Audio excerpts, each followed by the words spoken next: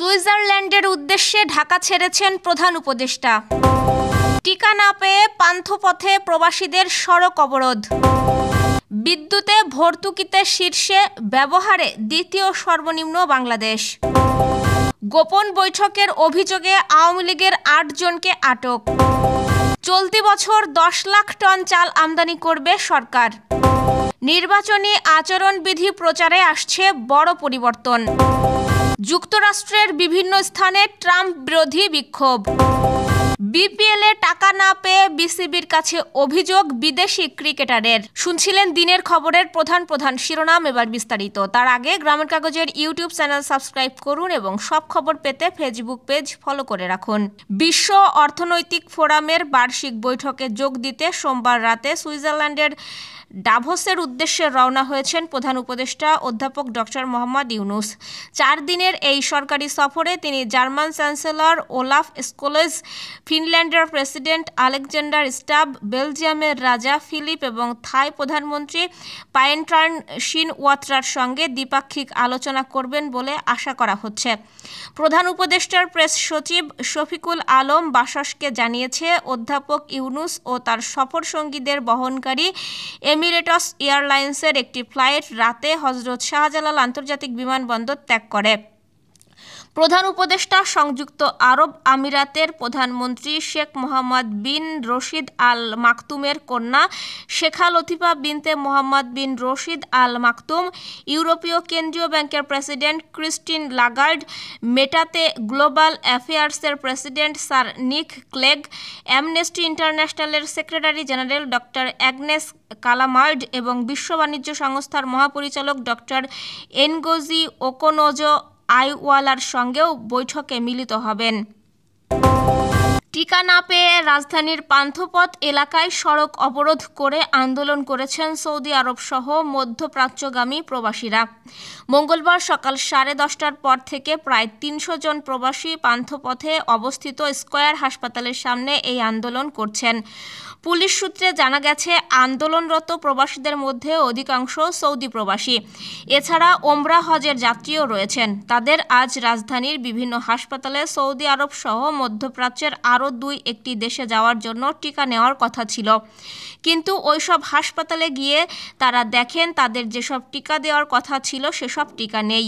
পরে তাদের জানানো হয় পান্থপথের স্কয়ার হাসপাতালে টিকা আছে, সেখানে যেতে।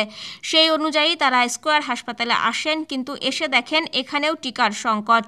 এরপর টিকা না পেয়ে প্রবাসীরা ক্ষুব্ধ হয়ে রাস্তায় নেমে আন্দোলন করতে থাকেন। শেরেবাংলা নগর থানার উপপরিদর্শক জুবায়ের জানান, টিকা না পেয়ে ক্ষুব্ধ প্রবাসীরা সড়ক অবরোধ করেছেন। তাদের বিভিন্ন হাসপাতাল থেকে বলা হয়েছে যে স্কয়ার হাসপাতালে গেলে তারা টিকা পাবেন, কিন্তু স্কয়ার হাসপাতাল থেকে প্রতিদিন 10 থেকে 15টি টিকা দেওয়া হয়। তাদের কাছে এত টিকার স্টক নেই। প্রায় 300 লোক এসেছেন টিকা নিতে, তাদের অধিকাংশই সৌদি প্রবাসী। আবার অনেকে রয়েছেন ওমরা হজের যাত্রী। এর বাইরে মধ্যপ্রাচ্যের আরও 2-1টি দেশের প্রবাসীরা রয়েছেন। আশপাশের দেশগুলোর মধ্যে বিদ্যুতে ভর্তুকিতে বাংলাদেশই সবচেয়ে বেশি মাথাপিছু ব্যয় করে, অথচ মাথাপিছু বিদ্যুৎ ব্যবহারের দিক থেকে আমাদের অবস্থান সবচেয়ে কম দিক থেকে দ্বিতীয়। বাংলাদেশ ইন্ডিপেন্ডেন্ট পাওয়ার প্রডিউসার্স অ্যাসোসিয়েশনের বিশ্লেষণে এই তথ্য উঠে এসেছে। সোমবার রেল ভবনে সরকারের জ্যেষ্ঠ কর্মকর্তাদের কাছে বিআইপিপিএ তাদের এই বিশ্লেষণ উপস্থাপন করে। বিআইপিপিএ জানায়, বাংলাদেশে 2023-24 অর্থ বছরে বিদ্যুতে মাথাপিছু ভর্তুকির পরিমাণ ছিল $18.53, যেখানে ভারতের $14.29, পাকিস্তানের $8.74 এবং ভিয়েতনামের মাত্র $0.0431। দ্বীপরাষ্ট্র শ্রীলঙ্কা 2023 সালে বিদ্যুতে ভর্তুকি বন্ধ করে দিয়েছে। বিআইপিপি এর বিশ্লেষণ অনুযায়ী বাংলাদেশে মাথাপিছু বার্ষিক বিদ্যুতের ব্যবহার 553 ইউনিট। একমাত্র পাকিস্তান এদিক থেকে বাংলাদেশের পেছনে রয়েছে। জামালপুর জেলা আওয়ামী লীগের যুগ্ম সাধারণ সম্পাদক ও সাবেক পৌর মেয়র সানোয়ার হোসেন সানুর বাড়ি থেকে গোপন বৈঠক করার অভিযোগে ৮ জনকে আটক করেছে পুলিশ। সোমবার রাতে পৌর এলাকার পাথালিয়া এলাকায় মেয়র সানুর বাড়ি থেকে তাদের আটক করা হয়। আটককৃতরা হলেন পাথালিয়া পশ্চিমপাড়া এলাকার আকরাম হোসেন, আব্দুল মান্নান, মাহমুদুর রহমান, আব্দুল মজিদ, পাথালিয়া গুয়াবাড়ি এলাকার হেলাল উদ্দিন, পাথালিয়া মধ্যপাড়া এলাকার মেয়র সানুর অফিস সহকারী রাশেদুল ইসলাম, কম্পপুর মধ্যপাড়া এলাকার শামীম এবং বসাকপাড়া এলাকার বিজয়চন্দ্র। আটক স্বজনদের দাবি, ওই ব্যক্তিরা কাজ করতে আওয়ামী লীগ নেতা সানুর বাড়িতে গিয়েছিল। অফিস সহকারী রাশেদুল ইসলাম মাসিক বেতনে চাকরি করলেও বাকিরা বেশিরভাগ দৈনিক মজুরিতে কাজ করতেন। জামালপুর সদর থানার ভারপ্রাপ্ত কর্মকর্তা আবু ফয়সল আতিক জানান, জেলা আওয়ামী লীগের যুগ্ম সাধারণ সম্পাদক এবং পৌরসভার সাবেক মেয়র মোহাম্মদ সানোয়ার হোসেন সানুর পাথালিয়া বাড়িতে গোপন বৈঠক করছেন এমন সংবাদের ভিত্তিতে অভিযান চালানো হয়। নাশকতার উদ্দেশ্যে তারা গোপন বৈঠক করছেন কিনা তা যাচাইয়ের পর তাদের বিরুদ্ধে আইনগত ব্যবস্থা নেওয়া হবে। গত কয়েক বছরে নানা কারণেই বেড়েছে জীবনযাত্রার ব্যয়। তো প্রয়োজনীয় পণ্য কিনতে হিমশিম খেতে হচ্ছে তাদের। এর মধ্যে প্রাকৃতিক দুর্যোগে ফসলের ক্ষতি হওয়ায় বাজারে চালের দাম বেশি, যদিও এখন কিছুটা কমেছে। তবে সবকিছু বিবেচনায় রেখে মজুদ বাড়াতে চলতি বছর অন্তত 10 লাখ টন চাল আমদানির পরিকল্পনা রয়েছে সরকারের। এর মধ্যে 4.5 লাখ টন চাল আমদানি করার চুক্তি হয়েছে। সংশ্লিষ্ট সূত্র জানিয়েছে, আমনের ভরা মৌসুমেও সরকারি গুদামে কাঙ্ক্ষিত পরিমাণ ধান ও চাল মিলছে না। সরকার নির্ধারিত দামের চেয়ে বাজারের দাম বেশি হওয়ায় এই অবস্থার সৃষ্টি হয়েছে। এমন পরিস্থিতিতে মজুদ বাড়াতে সরকারিভাবে চাল আমদানির পরিকল্পনা হয়েছে। গত 7 বছরের মধ্যে সরকারিভাবে এটাই হচ্ছে সর্বোচ্চ পরিমাণ চাল আমদানি। এর মধ্যে 4.5 লাখ টন চাল আমদানি করার চুক্তি হয়েছে।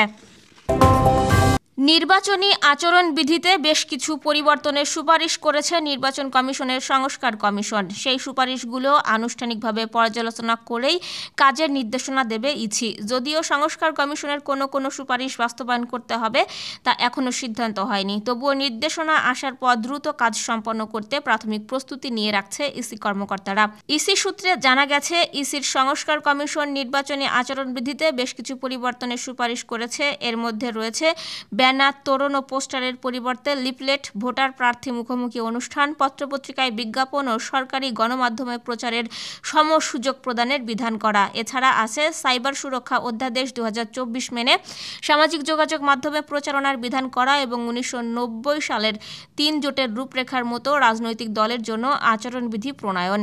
ইসির কর্মকর্তারা বলছেন, ইসির সংস্কার কমিশন নির্বাচনী আচরণবিধি পরিবর্তনে যেসব সুপারিশ করেছে সেগুলো আনুষ্ঠানিকভাবে পর্যালোচনা করেই কাজের নির্দেশনা দেবে ইসি। তবে আমরাও প্রাথমিক প্রস্তুতি নিয়ে রাখছি যাতে নির্দেশনা এলেই দ্রুত কাজগুলো করতে পারি।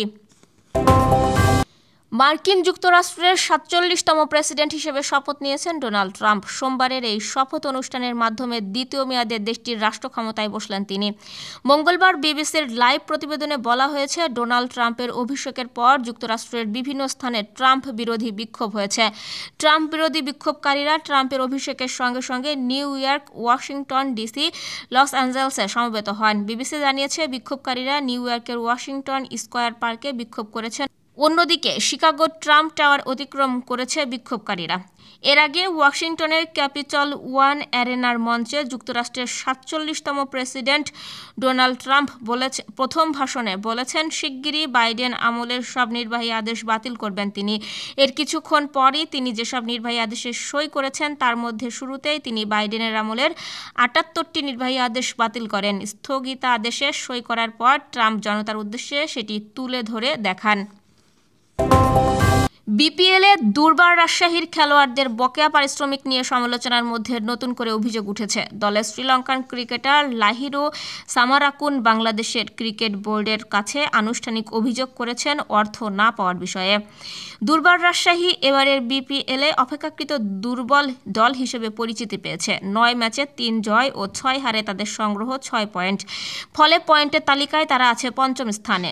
সামারাকুন এই টুর্নামেন্টে রাজশাহীর হয়ে মাত্র একটি ম্যাচ খেলেছেন। দেশের ইংরেজি এক দৈনিক পত্রিকার প্রতিবেদনে জানা গেছে, সামারাকুন হোয়াটসঅ্যাপ বার্তার মাধ্যমে বিসিবি কর্মকর্তাদের তার বকেয়া পারিশ্রমিকের বিষয়টি জানিয়েছেন। বিসিবি জানিয়েছে, তারা ইতিমধ্যে বেশ কিছু খেলোয়াড়ের কাছ থেকে এই ধরনের অভিযোগ পেয়েছে এবং বিষয়টি গুরুত্ব সহকারে দেখছে।